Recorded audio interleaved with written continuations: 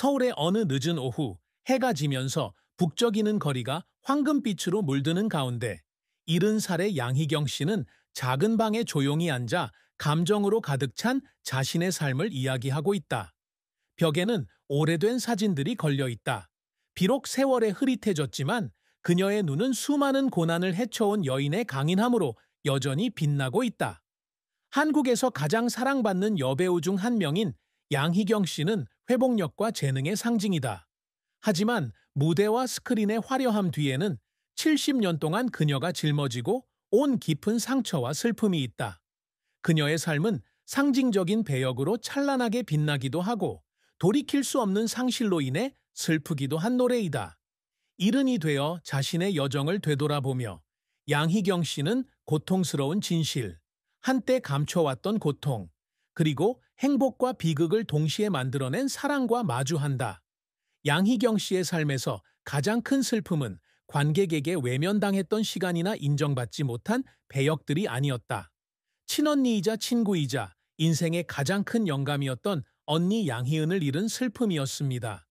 아침 이슬 등의 민요로 유명한 싱어송라이터 양희은은 양희경에게 늘 롤모델이었습니다. 두 자매는 서울의 중산층 가정에서 자랐는데 어린 시절부터 음악과 예술이 그들의 마음속 깊이 자리 잡았습니다. 맑은 목소리와 감성적인 작사 작곡 능력을 지닌 양희은은 동생이 자신의 연기를 통해 관객들의 마음을 움직일 수 있을 것이라 믿으며 양희경에게 연기의 길을 걷도록 격려했습니다. 2005년 드라마 내 이름은 김삼순으로 전성기를 누리던 양희은은 갑상선암 진단을 받았습니다. 이 소식은 양희경에게 큰 충격이었습니다. 양희은은 언니와 함께하기 위해 여러 일정을 취소하고 고통스러운 항암 치료를 받으며 언니를 돌보았습니다. 희은은 언제나 강인해 보였지만 미소 속에는 지친 기색이 역력했다. 두 자매는 종종 함께 앉아 희은의 옛 노래를 듣고 마포에서 보낸 어린 시절의 추억을 이야기했다. 하지만 병세는 너무 빨리 악화되었다. 2006년 양희은이 세상을 떠나자 희경은 채울 수 없는 공허함을 안고 떠났다. 그녀는 희은이 자신의 손을 잡고 계속 연기해. 그게 우리 이야기를 계속 이어가는 방법이니까. 라고 말했던 마지막 순간을 기억한다. 이 상실은 양희경의 삶에서 가장 깊은 슬픔이 되었다. 그녀는 생전의 일과 책임에 쫓기며 언니와 충분한 시간을 보내지 못한 것을 자책했다. 그 고통은 이후 작품, 특히 디어 마이 프렌즈에서 상실을 마주한 노년의 슬픔을 연기하며 그녀의 연기에 깊이 스며들었다. 그녀는 드문 인터뷰에서 카메라 앞에 설 때마다 마치 언니와 이야기하는 것 같았고 희은이가 어딘가에 남아 그녀의 이야기를 듣고 미소 짓고 있는 것 같았다고 털어놓았다.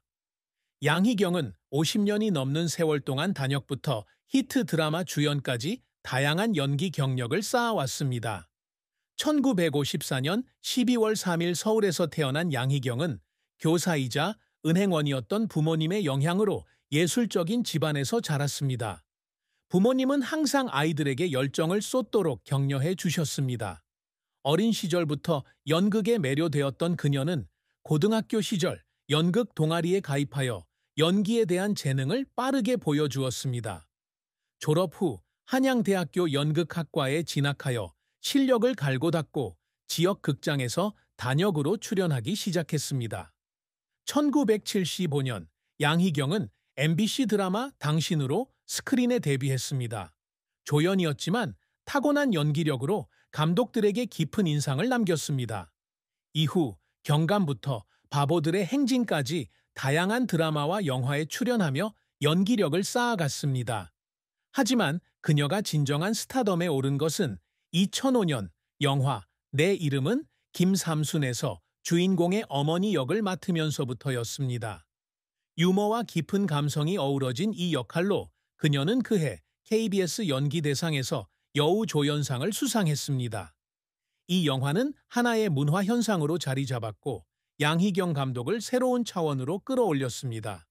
하지만 그녀의 커리어가 항상 순탄했던 것은 아닙니다. 1980년대 그녀는 많은 배역이 대중의 호평을 받지 못하는 어려운 시기를 겪었습니다. 일부 평론가들은 그녀가 돌파구가 부족하고 어머니나 온화한 중년 여성 이미지에 지나치게 집착한다고 비판했습니다.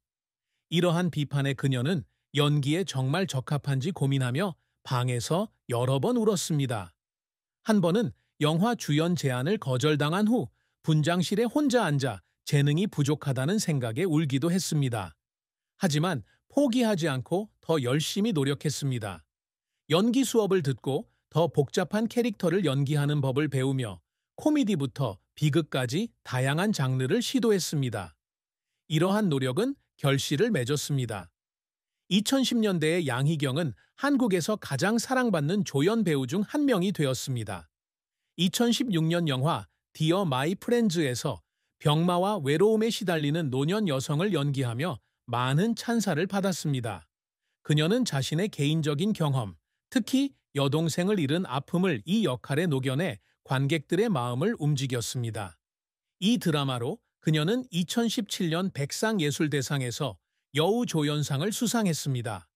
그녀는 또한 김비서가 왜 그럴까, 슬기로운 의사생활 등 다른 드라마에서도 주연을 맡아 코믹한 역할부터 깊은 연기까지 다재다능한 연기력을 보여주었습니다. 양희경의 업적은 단순히 수상이나 명예에 그치지 않습니다. 그녀에게 가장 큰 성취는 관객에게 감정을 불어넣어 웃고, 울고, 배역을 통해 깊이를 더하게 만드는 능력입니다. 그녀는 온화한 어머니부터 역경에 맞서는 강인한 여성까지 어떤 역할이든 소화할 수 있는 배우로 인정받고 싶어 합니다. 이를 위해 그녀는 끊임없이 배우고 있습니다. 국제 연기 워크숍에 참여하고 심리학 서적을 읽으며 인간의 감정에 대한 깊이 있는 이해를 얻고 젊은 감독들과 함께 작업하며 최신 트렌드를 따라가고 있습니다. 그녀가 항상 추구하는 또 다른 성취는 젊은 세대 배우들에게 영감을 주는 것입니다. 그녀는 한양대학교에서 정기적으로 강연을 하며 자신의 경험을 공유하고 학생들이 열정을 추구하도록 격려합니다. 또한 어려운 환경의 젊은 예술가들을 지원하기 위해 언니 양희은 씨의 이름으로 작은 장학기금을 설립했습니다. 비록 규모가 크지는 않지만 언니에 대한 사랑과 존경을 보여주는 것이기에 그녀의 자부심입니다. 또한 그녀는 예술뿐 아니라 주변 사람들을 대하는 방식을 통해 의미 있는 삶을 살고자 항상 노력합니다. 특히 암 환자를 지원하는 단체를 비롯한 자선 활동에 꾸준히 참여하며 언니를 기억하고 있습니다.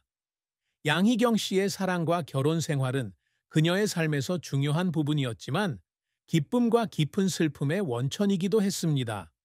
2002년 48살의 나이에 그녀는 조용하지만 따뜻한 마음을 가진 무대 조명 감독 김광철 씨와 결혼했습니다. 두 사람은 김광철 씨가 근무했던 국립극장에서 연극 리허설을 하던 중 만났습니다. 김광철 씨는 김광철 씨의 성실함과 예술에 대한 헌신에 매료되었습니다. 몇 년간 독신으로 지내며 일에만 집중하던 그녀는 광철에게서 자신의 압박감과 열정을 이해하는 동반자를 찾았습니다.